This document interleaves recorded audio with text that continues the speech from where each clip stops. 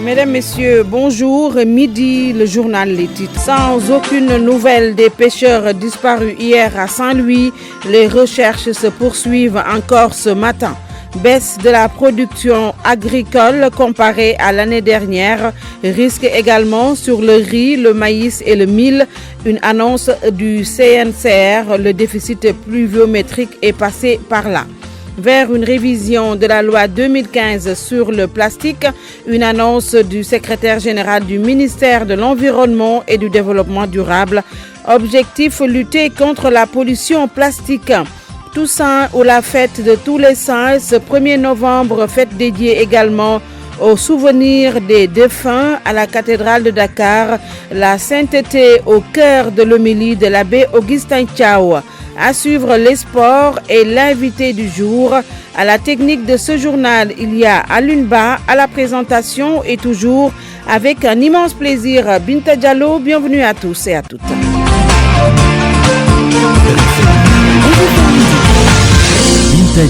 Toujours aucune nouvelle des 3 pêcheurs disparus depuis hier dans la brèche de Saint-Louis. Les recherches se poursuivent, nous dit notre correspondant. Les pêcheurs étaient à bord de 2 pirogues qui sont entrées en collision. Exhortation à la sainteté, c'est le thème de la Toussaint 2019. À la cathédrale de Dakar, l'abbé Augustin Thiaw a axé son homélie autour de la sainteté et de tout ce qui l'entoure. La Toussaint ou la fête de tous les saints, fête également dédiée au souvenir des défunts. Reportage Adi Maguette Diop. La cathédrale de Dakar vibre au rythme de la fête de Toussaint. Une fête en l'honneur de tous les saints. La sainteté est une quête permanente pour tout fidèle chrétien. Abbé Augustin Thiaw, vicaire à la cathédrale de Dakar. Nous invitons tous les hommes à la sainteté en militant pour la promotion de la vie. Vous savez que la vie, c'est un don que Dieu nous a accordé à nous tous. Ça peut être la vie spirituelle, la vie humaine, mais la vie dans toutes ses formes. Aller rendre visite à un malade, c'est marcher sur les chemins de la sainteté. Aller rendre visite à des prisonniers, c'est marcher sur le chemin de la sainteté. Trouver des personnes qui sont en train de se quereller et apporter une parole qui peut apaiser le climat, c'est également marcher à la sainteté. Donc vous voyez que la sainteté, c'est un don qui est accessible à tout le monde. Pour acquérir cette sainteté, il faut prier, selon le prêtre. La sainteté, pour l'acquérir, nous avons besoin également de l'assistance de Dieu. C'est pourquoi nous invitons tous les fidèles à prier. Prier pour que l'Esprit Saint puisse avoir plus de poids dans notre vie par rapport à l'esprit du mal. Parce que là où Dieu travaille pour que l'homme soit plus proche de Dieu, le Satan également, le diable, essaie aussi de travailler pour que l'homme s'éloigne de Dieu. Toussaint est aussi une occasion pour la communauté chrétienne de fleurir les tombes des proches décédés. Néla Rose. Nous allons partir au cimetière, prier pour le repos de ces âmes. La fête de la Toussaint est célébrée le 1er novembre de chaque année, une journée marquée par des prières pour le repos des défunts.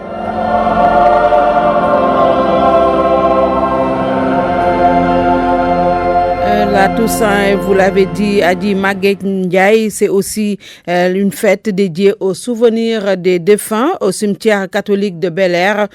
Parents, amis et proches s'y rendent en ce 1er novembre pour honorer la mémoire de leurs disparus. Nous y reviendrons. C'est un reportage signé Nafissa Toussila. Ils sont des centaines de fidèles chrétiens venus de partout dans la capitale pour se recueillir sur la tombe de leurs proches pour le repos éternel de leur âme. Profitant de la fête des saints de l'Église, nous dit Jean-Victor Goudjabi.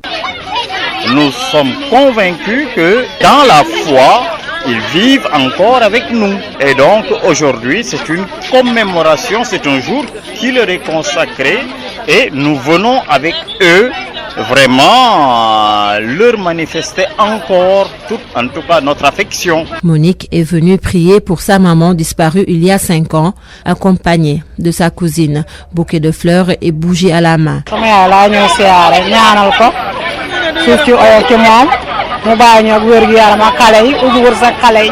Cette journée, c'est aussi l'occasion de rafraîchir les tombes, de les nettoyer ou encore de les décorer. Rose est venue avec ses enfants devant la tombe de son mari décédé depuis 2012. Tous ont les larmes aux yeux.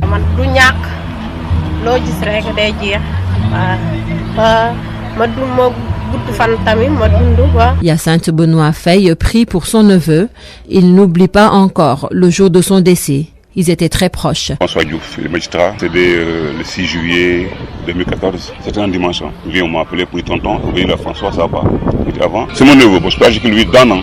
On était ensemble, on est ensemble dans les champs. Mais François, je vais ici très souvent. Le dimanche, quand je vais au footing, en rentrant, je fais un crochet. Il dit François, tu es un farceur, tu vois. Tu lui laisses encore avec nous.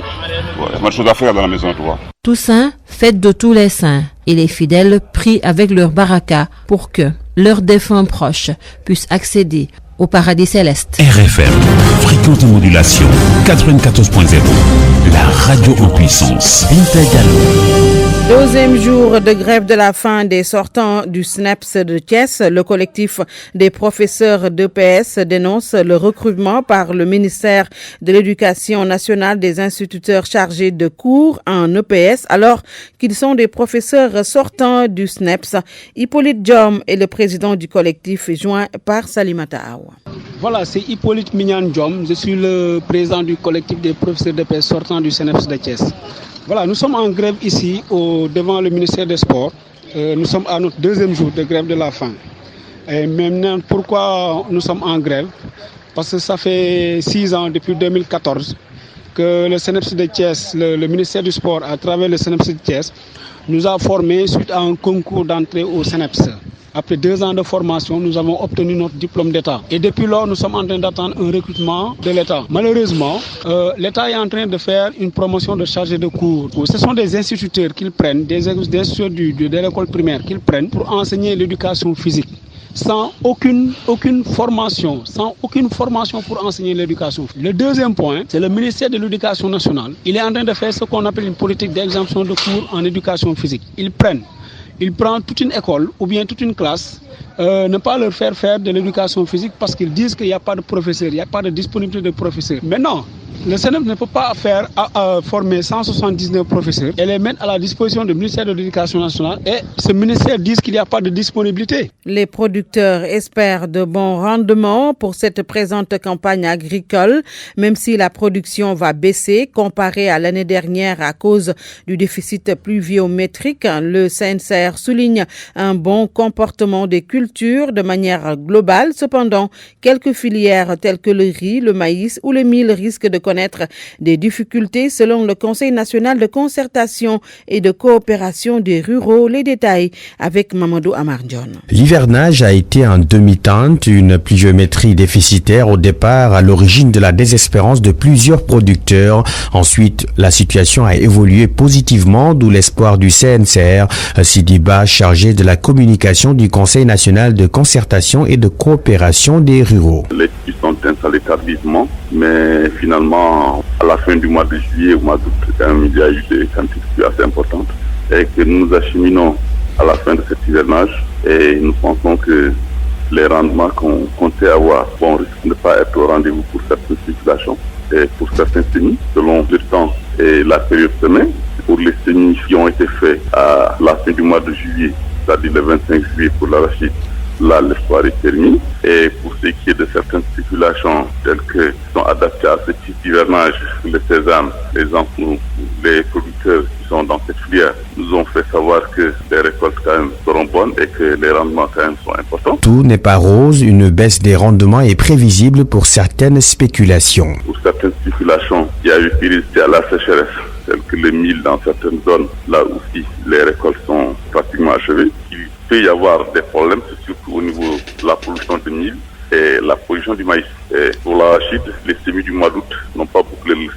Là, il n'y a pas pratiquement de rendement quand même assez important. Le tapis herbacier est bien fourni dans les zones agro-silvo-pastorales.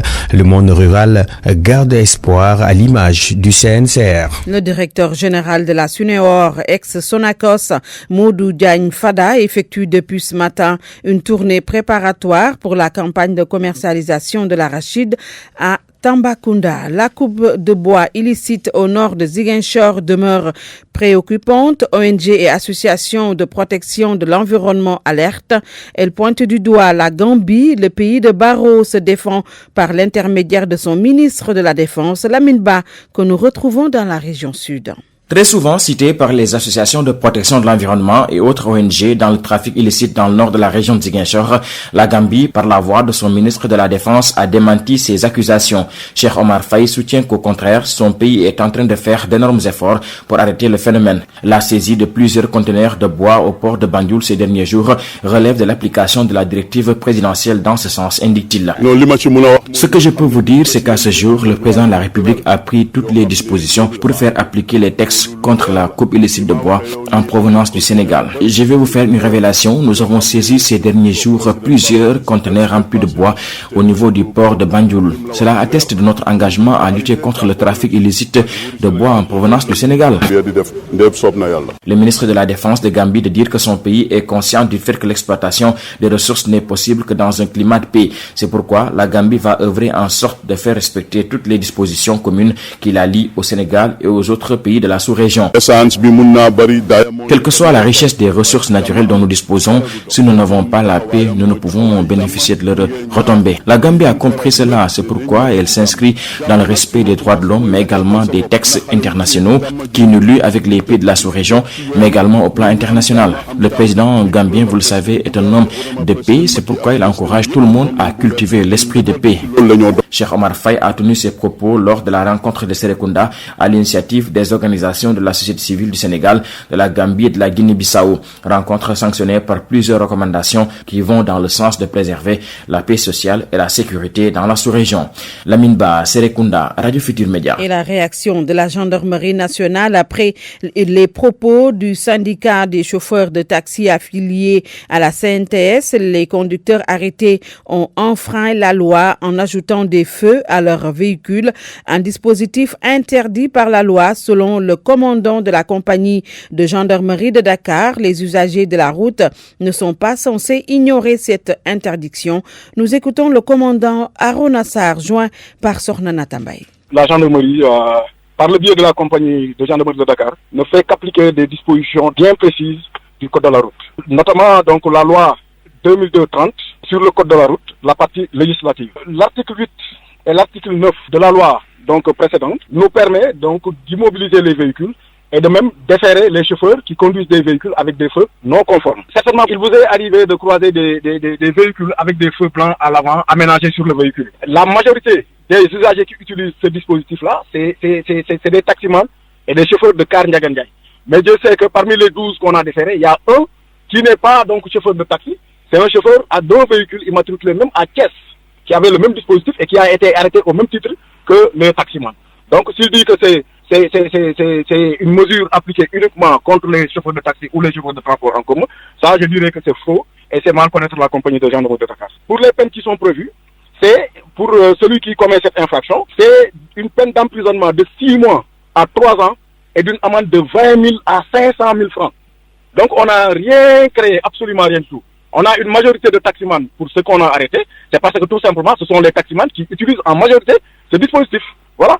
Je voudrais juste profiter de cette tribune pour sensibiliser les usagers de la route. Donc en majorité en tout cas, que taxi ou car Ndiagandiaï disposent de ces feux anti-brouillard qui constituent un danger pour les usagers de la route, surtout en cas de croisement.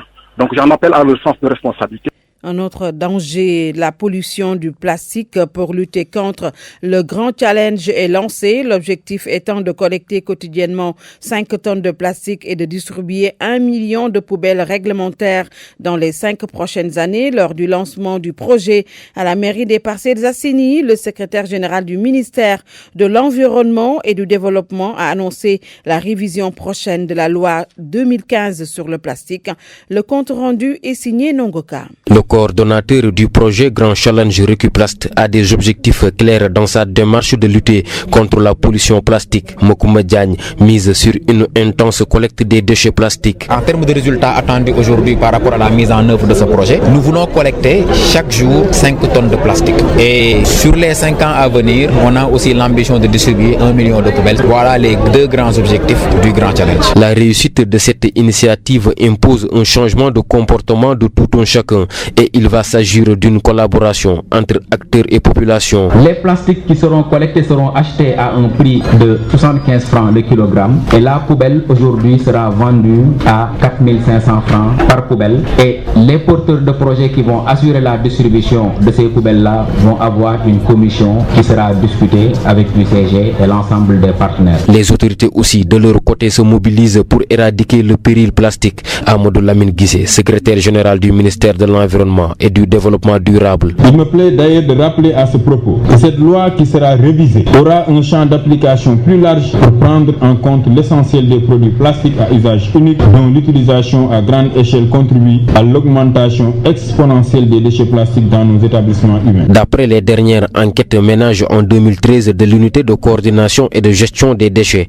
seuls 14% des ménages au Sénégal disposent des poubelles réglementaires. Nongwaka Parcelles Asseni, RFM. Parlons loyer dans ce journal avec l'éventuel changement de location de la SNHLM et la SICAP. Le président du conseil d'administration de la SNHLM estime que les conditions ne sont plus réunies pour que ces sociétés fassent du social. L'assiette foncière et l'arrivée des privés sont autant de facteurs de blocage pour ces structures de l'État spécialisées dans l'habitat social. Dossier signé Amadou Sabarba. Le loyer est un casse-tête pour les Sénégalais et les résidents étrangers. La SNHLM et la SICAP, des structures spécialisées dans l'habitat social, semblent changer de vocation et selon le président du conseil d'administration de la SNHLM, l'État est à l'origine de ces problèmes. Moustapha Falchi. Maintenant qu'il y a le désengagement de l'État, vraiment, on ne peut plus le faire parce que nous, SNHLM, nous tenons à une chose, nous tenons à notre réputation. On est une société immobilière de l'État, 100% État, SNHLM.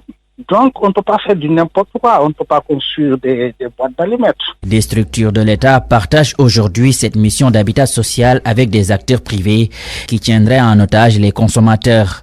Et pour le directeur de la SICAP, cette concurrence va faciliter l'atteinte des objectifs du gouvernement dans sa politique d'habitat social. Mamadou Kassé. En réalité, quand on regarde les objectifs qui sont fixés, ils doivent être atteints dans le cadre d'une coordination entre le privé et le public. On doit même saluer les objectifs du gouvernement parce qu'effectivement, pour les atteindre, il faudra la mobilisation des efforts publics et des efforts privés. Donc, effectivement, il y a de la concurrence, mais il y a aussi tellement de choses à faire. Autre difficulté, l'assiette foncière. Le PCA de la SNHLM juge arbitraire le partage des terres. Moustapha Falchi. L'État donne des assiettes foncières au privé, mais il n'en donne pas à ses bras immobiliers comme la SICAP et la SNHLM. Le président nous a promis de nous accompagner. Si tel est le cas, c'est très bien. À nous accompagner surtout en termes de foncier, s'il nous donne des assiettes foncières, nous facilite quelques financements. Lors du dernier conseil des ministres, Macky Sall est encore revenu sur sa politique de baisse des loyers initiée en 2013. Mais pour le moment, des consommateurs devront patienter et subir encore les coûts élevés du loyer. Taux de mortalité élevé dans la commune de Meouane, plus précisément dans la localité de Santhiou-Méré. Les femmes de ces 12 villages parcourent plus de 7 kilomètres pour se rendre à Méré, faute de maternité. Lueur d'espoir cependant, grâce à la centrale solaire Synergie PVSA, inaugurée en 2017 par le président Sall, Cheikh Anta Diop.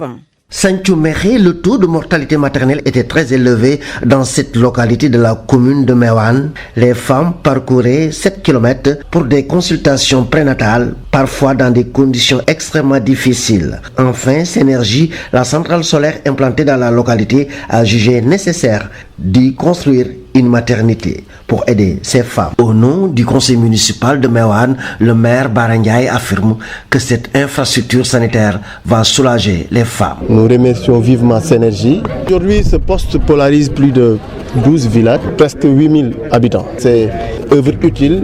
Cela demande quand même une mobilisation de toutes les énergies.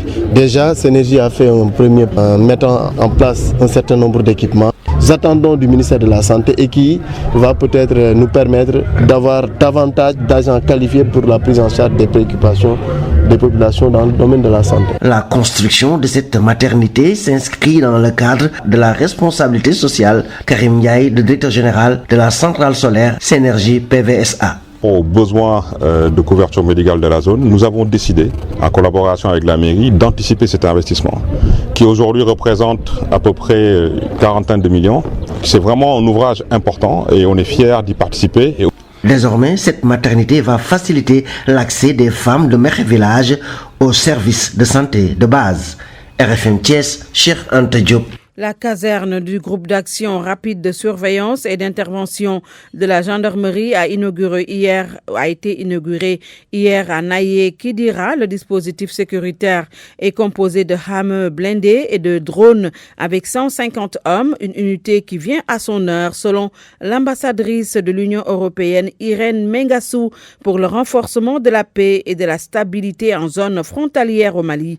Moussa Oumar Gueye. Avec un bataillon de plus de 150 hommes, des hammers blindés Eurovamtac ST5 de dernière génération fabriqués en Espagne, des munitions d'intervention pour le maintien de l'ordre public, des toilettes et cuisines mobiles pour les déplacements et nomadisation, des camions, des motos et des drones, la caserne du groupe d'action rapide de surveillance et d'intervention Garci Sahel, financée par l'Union européenne et le gouvernement du Sénégal en zone frontalière du Mali, est venue à son heure. Irène Mengassou, ambassadrice de l'Union européenne au Sénégal. Et je voudrais souligner que cette mise en commun de nos ressources et de nos forces représente ce qu'en termes de partenariat, l'Union européenne a de meilleur à offrir. En effet, pour le projet Garci, 4 États membres de l'Union européenne, l'Espagne, l'Italie, la France, le Portugal, sont ici engagés par le biais de leurs forces de gendarmerie avec celles de l'État du Sénégal. Le ministre des Forces armées, Maître Sidiki Kaba, qui a présidé la cérémonie officielle d'inauguration, se félicite de ces avancées significatives dans le cadre du renforcement de la paix et de la stabilité nationale. Dans leur combat commun pour lutter contre le terrorisme, les crimes transfrontaliers et les nouvelles menaces qui peuvent peser actuellement sur notre pays. Dans ce contexte sécuritaire, je pense qu'on a le bel exemple aussi de l'engagement du président de la République Macky Sall pour que la situation sécuritaire s'améliore partout, particulièrement dans les zones frontalières. En présence du général de corps d'armée, haut commandant de la gendarmerie nationale Cheikh Sène, le président du conseil départemental de Bakel et le maire de Bélé ont sollicité une parfaite collaboration des populations aux côtés des forces de défense et de sécurité. Moussa Oumar Gueye, Kidira, Radio Futur Média. Une nouvelle école nationale des arts bientôt. L'instruction est du chef de l'État en conseil des ministres à l'école nationale des arts. L'on s'en félicite, même si un retard est noté dans la concrétisation de l'idée présidentielle évoquée plus de 2 ans auparavant. Avec les actuels locaux, les conditions d'études n'étant pas des meilleures, pousser les élèves à observer des mouvements d'humeur. Reportage à l'école nationale des arts. Sur la VDN 6, l'école nationale des arts. Ici, pas de commentaire sur la construction d'une nouvelle école des arts. Le président de la République l'a évoqué dernièrement en conseil des ministres. Destination Liberté 6, extension. Où se trouve la direction de l'école? Vous venez d'arriver là, vous voyez qu'avec la configuration actuelle, il est impossible de pratiquer ces types de formations. L'instruction n'est pas vraiment nouvelle, selon le maître des lieux. Salif Diédjou s'impatiente de voir celle-ci se réaliser. Il est le directeur de l'ENA. Il en a parlé, ça fait plus de 2 ans. C'est encore resté à l'état. Je suis très heureux qu'il revienne là-dessus pour insister et donner des instructions très fortes. L'école est en location. Les locaux dont elle dispose aussi bien pour les cours pédagogiques que pour la direction sont étroits. Ces conditions sont souvent à l'origine des remous notés ces dernières années. Parce que c'est des locaux qui étaient destinés à usage d'habitation, mais pas des salles de classe. Mettre des élèves dans ces conditions pour y exercer des activités pédagogiques, c'est extrêmement difficile. Des mouvements d'humeur d'élèves et professeurs, parce que les conditions sont vraiment intenables. Un bâtiment digne de ce nom, certes, mais aussi bien équipé pour une visibilité de l'école et que l'on parle enfin de l'économie l'économie de la culture. Et d'équiper l'école en outils pédagogiques. On a besoin de studios parce qu'on forme des musiciens, d'ateliers de production artistique, on forme des artistes plasticiens et d'espaces de formation pour les danseurs. L'administration de l'École nationale des arts a hâte de voir les travaux lancés. La maquette, les estimations, tout est fin prêt, nous indique le directeur. Il n'y a que le site à définir pour se procurer ses propres locaux et sortir de la location. Le reportage du jour est à quelques encablures du Maoulid. Les marchés ne désemplissent pas. Occasion rêvée pour se procurer de jolies choses au marché des HLM 5. Les commerçants se frottent les mains. Reportage Oumou Kalsoumli. Marché HLM de Dakar, l'ambiance qui règne sur place témoigne de l'approche d'une fête. Cette fois-ci, c'est le Gamou. Les magasins de tissus ont déjà fait le plein, les clients aussi. On en trouve en masse, tous venus pour avoir de beaux habits. Chers nos vendeurs. C'est durant les périodes de fête qu'on vend plus. Le Gamou, c'est un grand événement. Nous vendons toutes sortes de tissus, coton et autres, et on s'en sort très bien. Certains commerçants se retrouvent encore dans une période de traite, un moment pour écouler leurs marchandises. Le Gamou, c'est aussi notre période, nous les vendeurs de tissus. Les prix varient, il y en a même qui coûtent 500 francs le mètre. Vraiment, on se frotte les mains. Alhamdulillah. Dans ce marché, on y trouve une large plaquette de tissus. Cette dame est venue acheter des uniformes. Elle soutient qu'il y a de beaux tissus à bas prix. Je suis là pour acheter des uniformes pour notre daïra. On cotise chaque année pour les préparatifs du Gamou. Dieu merci, on a tout ce qu'on voulait. À quelques jours du Gamou, c'est déjà l'affluence au marché des HLM. Chez les vendeurs, il suffit aux clients d'avoir un peu d'argent pour avoir le tissu de son choix. RFI Sport. Cher Tidiane Diagne qui s'apprête à se rendre à Tivaouane. Bonjour cher Tidiane. Bonjour à vous Adjaratou Bidé C'est parti pour les sports. Et nous parlons football avec le Sénégal qui s'achemine vers deux rencontres importantes en éliminatoire de la Coupe d'Afrique des Nations Cameroun 2021. Deux dates rapprochées en novembre, d'abord contre le Congo-Brazzaville à Thiès le 13, puis un autre match contre Eswatini. Ce sera le 17 du même mois en déplacement. L'intégrité des joueurs doit être prise en compte, mais il faut s'y confirmer selon le directeur technique national Maya Sidmar, qui s'est prononcé sur la question hier lors de la publication de la liste des joueurs retenus pour cette double confrontation. Nous l'écoutons des propos recueillis par Sodeka. Vraiment difficile, parce que quand même, Alou l'a expliqué, je pense que la difficulté c'est d'abord la convocation tombe le week-end, les gens jouent le samedi, dimanche et même éventuellement lundi. Et là donc, vous comprenez souvent les difficultés que nous avons à avoir nos joueurs en même temps, parce que bon, c'est lié également aux programmations du week-end. Et donc ça nous donne juste 2 jours à la limite pour jouer. C'est vraiment difficile, c'est pourquoi on avait souhaité jouer le 14 ou le 15. Ça nous aurait permis au moins quand même de bien nous préparer par rapport à ça. Mais bon, comme que nous avons soumis cette demande à la CAF et que la CAF a refusé, écoutez, on va s'en tenir à ça. Maintenant, après, comme on a dit, pour le 17 également aussi, contre Savagini, écoutez, après le match, on va partir pour ce match-là. Mais c'est difficile, j'avoue que vraiment c'est difficile quand même. Ne pensez-vous pas un peu à la fatigue pour les joueurs? Oui, mais il y a tout, mais bon, de toute façon, on est habitué à ces genres de compétitions, des matchs rapprochés. Nous avons également aussi un bloc médical quand même très performant. Et je pense qu'ils savent en tout cas mettre les joueurs à neuf et régler cette question de fatigue-là. Je pense que c'est ce qu'il faut dire, quoi. Le mondial des clubs programmé à la même période que la Coupe d'Afrique des Nations de football, qui reste un rendez-vous majeur en Afrique. Aliou Cissé, sélectionneur des Lions, a abordé la question hier lors de sa conférence de presse. Voici sa réponse, toujours au micro de Sodadiam. C'était prévisible. De toute façon, on s'y attendait. On savait que tôt ou tard, cette compétition aura lieu, sera mise en place avec la FIFA. Maintenant, je pense que c'est trop tôt de commencer à faire des commentaires là-dessus. Une chose est sûre, c'est que l'Afrique s'est battue pour mettre la CAN au mois de juin. L'enlever du mois de janvier et le mettre au mois de juin. Et aujourd'hui, avec la compétition cette nouvelle compétition-là que la FIFA va installer, je suis curieux de savoir comment on va s'organiser. Parce que la plupart de nos joueurs y seront. Apparemment, c'est c'est programmé pour le mois de juin. Est-ce qu'ils vont aller jouer cette compétition-là, après revenir jouer la CAN, tout en sachant que la CAN, ça dure au moins si on va au bout. Revenir avec leur club, ça voudra dire que le championnat a déjà commencé. C'est vrai que c'est un gros problème. Mais comme je dis, on a confiance à nos dirigeants. Laissons-les, au moment donné, trouver des solutions. Pour l'instant, il est prématuré de faire des commentaires là-dessus.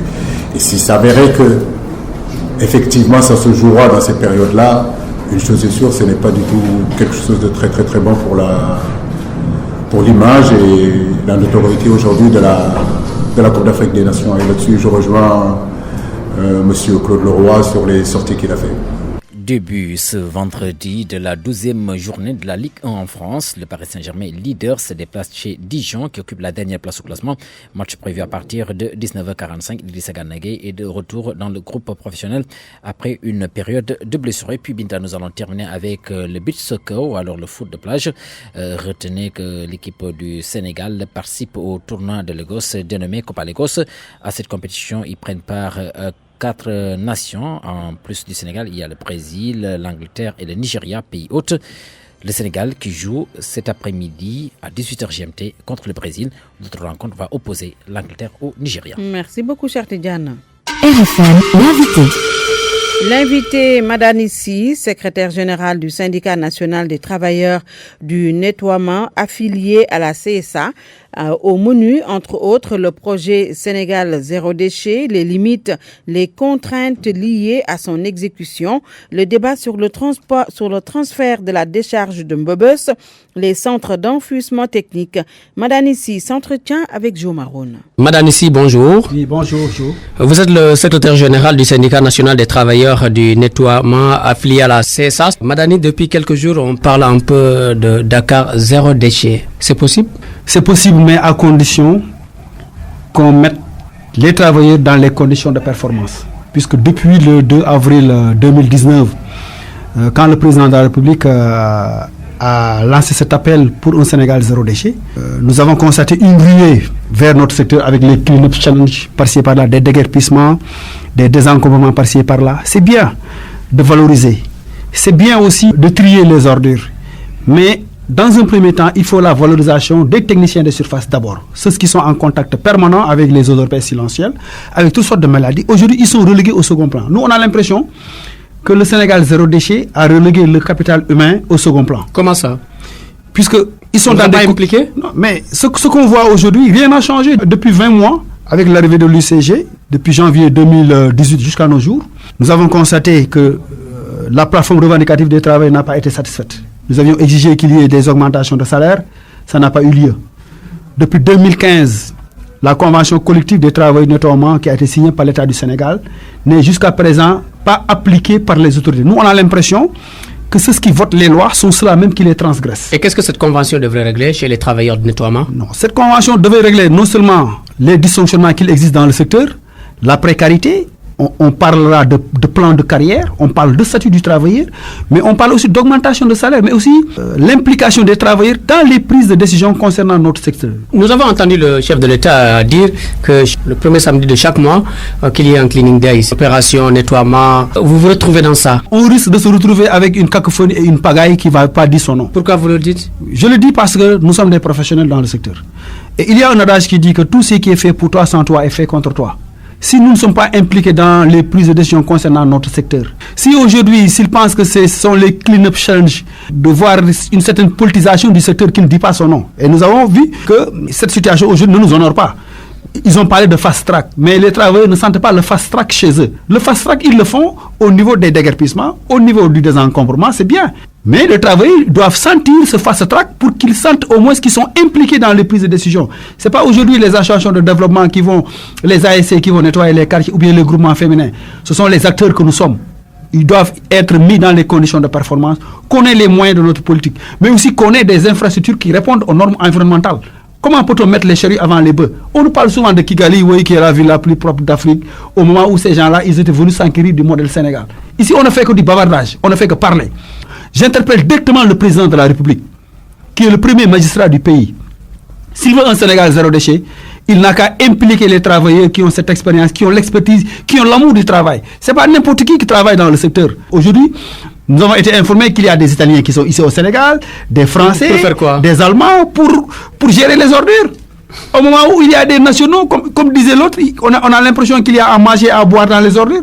Et les travailleurs qui sont là, pourquoi on ne les implique pas? Pourquoi aujourd'hui ces travailleurs-là sont des laissés pour compte au moment où ces gens-là font appel à une expertise internationale qui n'a rien à voir par rapport aux réalités sénégalaises? Est-ce qu'aujourd'hui cette non-implication, c'est synonyme du silence des travailleurs du nettoiement? Si vous avez vu ce silence depuis 20 mois, aucun syndicat n'a pipé mou. Parce que vous n'avez pas été impliqué dès le début. Mais l'implication, c'est parce que, bon, on voit l'UCG avec les camions, mais les travailleurs, ils ne sont que des simples exécutants.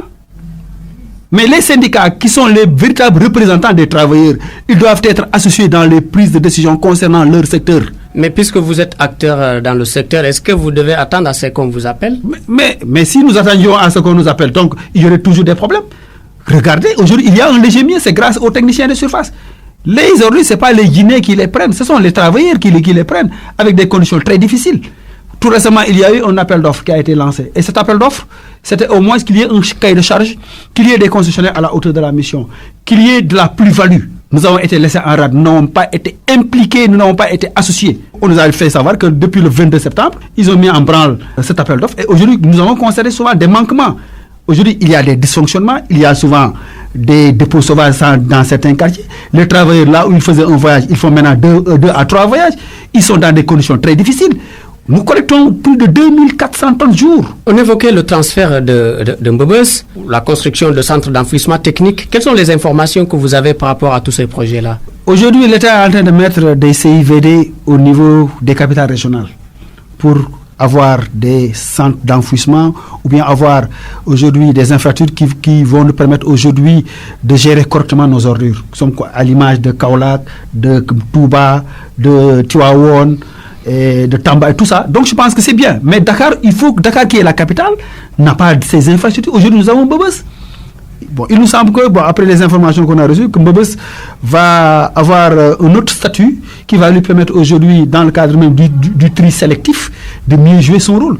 Mais il doit y avoir un tri sélectif en amont et en aval. Donc ces infrastructures sont prépondérantes, sont très importantes pour réussir la mission pour un Sénégal zéro déchet. L'ancien président sénégalais Léopold Sédar Senghor disait qu'il souhaitait voir Dakar être comme Paris en 2000. À quelle date pensez-vous que Dakar peut être comme Kigali? Mais en termes de propreté, si on veut que Dakar soit comme Kigali, il faut d'abord un changement de comportement responsable à tous les niveaux. Ce que nous avons constaté sur le terrain, c'est une indiscipline notoire, caractérisée. C'est pas le jour. Puis eux, ils ont réussi 20 ans avant. C'est un long processus. C'est pas aujourd'hui que les gens vont avoir zéro déchet avec ces genres de comportement. Les gens n'ont même pas là où mettre les ordures. Les gens aujourd'hui pissent là où ils veulent, ils déversent les ordures n'importe comment. Il y a une absence d'autorité. Aujourd'hui, où est le code de l'hygiène? Où est le code de l'environnement? Où est le code des collectivités locales? Où est le code qui interdit les sachets plastiques? Il faut qu'aujourd'hui, qu'il y ait ce qu'on appelle les états généraux du nettoiement. Madame ici, secrétaire général du syndicat national des travailleurs du nettoiement affilié à la CSA, vous étiez notre invité, je vous remercie. C'est moi qui vous remercie, je m'arrête. Messieurs, merci. C'est la fin de ce journal. Le rappel des titres et nous venons de l'apprendre. Le corps d'Ibrahima Gueye, un des 3 pêcheurs disparus, retrouvé à l'instant. Ibrahima Gueye est originaire de la région de Diourbel. 2 autres corps sont toujours recherchés. Baisse de la production agricole comparée à l'année dernière. Risque également sur le riz, le maïs et le mil. Une annonce du CNCR. Le déficit pluviométrique est passé par là. Vers une révision de la loi 2015 sur le plastique, une annonce du secrétaire général du ministère de l'Environnement et du Développement durable. Objectif, lutter contre le péril plastique. Toussaint ou la fête de tous les saints, ce 1er novembre, fête dédiée également au souvenir des défunts à la cathédrale de Dakar, la sainteté au cœur de l'homélie de l'abbé Augustin Thiaw. À la technique de ce journal, il y avait Alioune Ba. À la réalisation, Sorna Natambay. À 13h, Mamadou Mohamed Ndiaye.